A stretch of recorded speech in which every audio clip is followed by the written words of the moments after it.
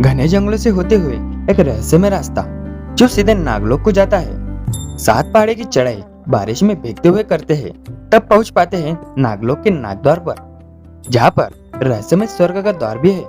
मध्य प्रदेश के hill station कहे जाने वाले पचमढ़ी में हर साल नागद्वार मेले का आयोजन होता है।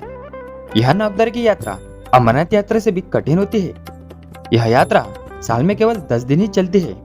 यहाँ लोग दर्शन करते हैं नागराज पद्मशीष जी महाराज जी के, जिन्हें भगवान विष्णु का अंश मात्र माना जाता है। तो इस वीडियो में हम जानेंगे कि यह नागद्वार कहाँ है, यहाँ कैसे जाए, यह यात्रा कैसे करे, कहाँ रुके, भोजन व्यवस्था, यहाँ पर दर्शन कैसे करे और दर्शन का सही समय कौन सा है, यहाँ के पौराणिक कथा और नागद्वार के अलावा स्वर्गद्वार, रहस्यमय गुफा, गुप्त गंगा जैसे अनेक आसपास के दर्शन स्थल और इस यात्रा की संपूर्ण जानकारी हम आपको इस वीडियो में देंगे। और वीडियो के अंत में इस यात्रा में लगने वाला कुल खर्चा यानी टोटल बजट बताएंगे। तो बने रहिए वीडियो के अंत तक और वीडियो को अपने मित्र परिवार के साथ जरूर शेयर करें और चैनल को सब्सक्राइब करके कमेंट में हर हर महादेव जरूर लिखें। तो चलिए शुरू करते हैं। नमस्कार दोस्तों, स्वागत है आपका तेजस्वन फैक्ट चैनल पर फिर एक बार। तो दोस्तों, नागद्वार की यात्रा शुरू करने से पहले आपको फिजिकली स्ट्रांग होना है, क्योंकि यहाँ पर आपको खड़े पहाड़ की चढ़ाई करनी पड़ती है। इसके बाद आपको अपना बैकपैक करना है, जिसमें आपको 2-3 जोड़े कपड़े, रेनकोट, ट्रैकिंग के स्पोर्ट्स शूज जो बारिश में गीले ना हो, 2-3 जोड़े सॉक्स, अपने मेडिकल किट जिसमें पेन किलर, जुकाम की गोली और जो भी आपकी टैबलेट्स है वो ले, और एक लाठी, वेपर्स और एनर्जी के लिए डार्क चॉकलेट, पानी की एक बोतल, अच्छा टॉर्च, हेड कैप, सनस्क्रीन और साथ में आप 1-2 फल या सूखा मेवा भी ले सकते हैं। और ये सभी सामान आपको एक मजबूत ट्रैकिंग और वाटरप्रूफ बैग में रखना है, ताकि आपके कपड़े और सामान गीले न हो। और अगर आपके पास ये सभी सामान नहीं है तो इसे आप अपने नजदीकी स्टोर पर या इस वीडियो के डिस्क्रिप्शन में भी ये सभी दिए गए हैं। इसके अलावा हमारे चैनल पर भी स्टोर है, यहाँ से आप ये सभी सामान कम बजट और अच्छी क्वालिटी में ऑनलाइन सेफली ऑर्डर कर सकते हैं। दोस्तों, यह नागद्वार की यात्रा हर साल नागपंचमी के 10 दिन पहले से शुरू होकर नागपंचमी तक चलती है।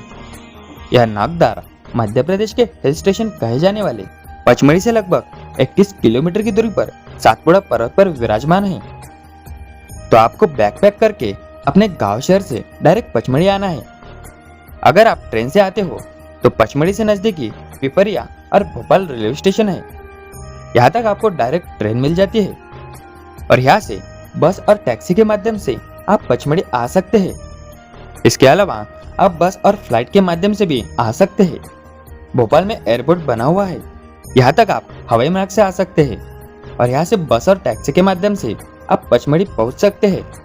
पचमढ़ी पहुँचने के बाद या तो आप यहाँ होटल में रुक सकते हैं, यहाँ पर होटल का 1200 से भी ज्यादा किराया रहता है, या फिर आप सुबह के समय में पचमढ़ी पहुँचते हो तो आपको तभी डायरेक्ट नागद्वार के लिए निकलना है। तो आपको पचमढ़ी बस स्टैंड से जलगली तक जिप्सी मिल जाती है और जलगली से ही आपकी नागद्वार की पैदल यात्रा शुरू होती है।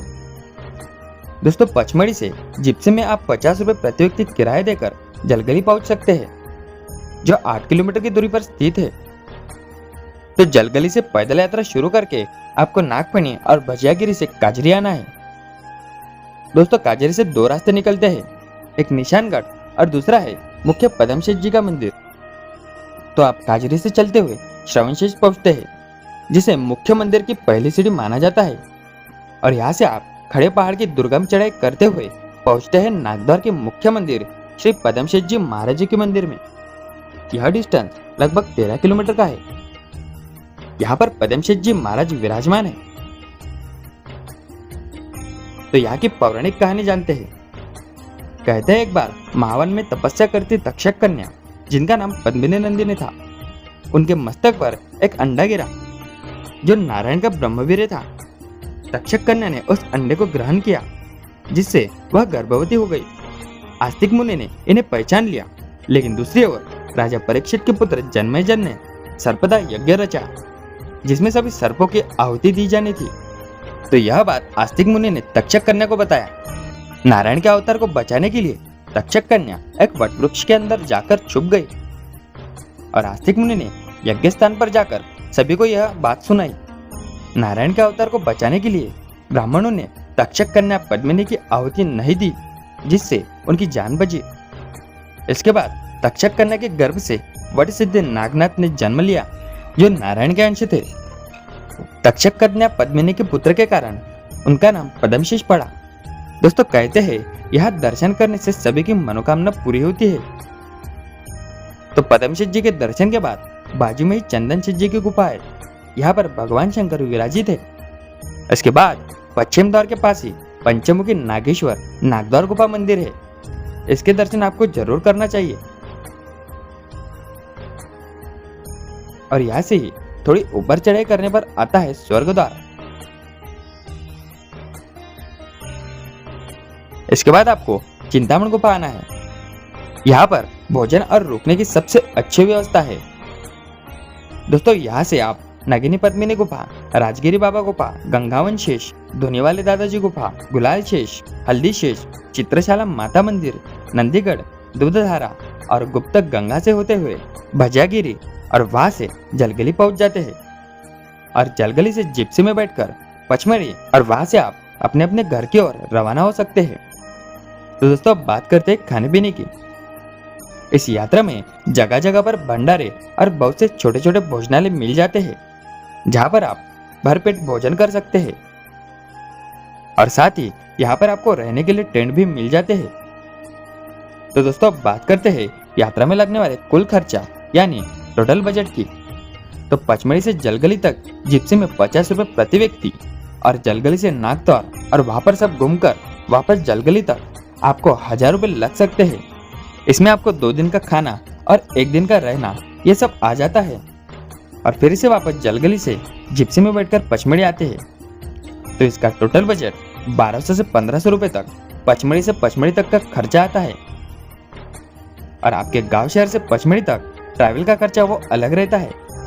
वो फिर आपके ऊपर डिपेंड करता है कि आप बस, ट्रेन या फ्लाइट से यात्रा करते हैं। तो दोस्तों यहाँ पर हमारी नागद्वार की यात्रा संपूर्ण होती है। इसके अलावा आपको और कोई जानकारी चाहिए तो कमेंट में या हमारे इंस्टाग्राम पर मैसेज कर पूछ सकते हैं। और वीडियो को अपने मित्र परिवार के साथ जरूर शेयर करें और चैनल को सब्सक्राइब करके कमेंट में हर हर महादेव जरूर लिखें। मिलते हैं अगले वीडियो में।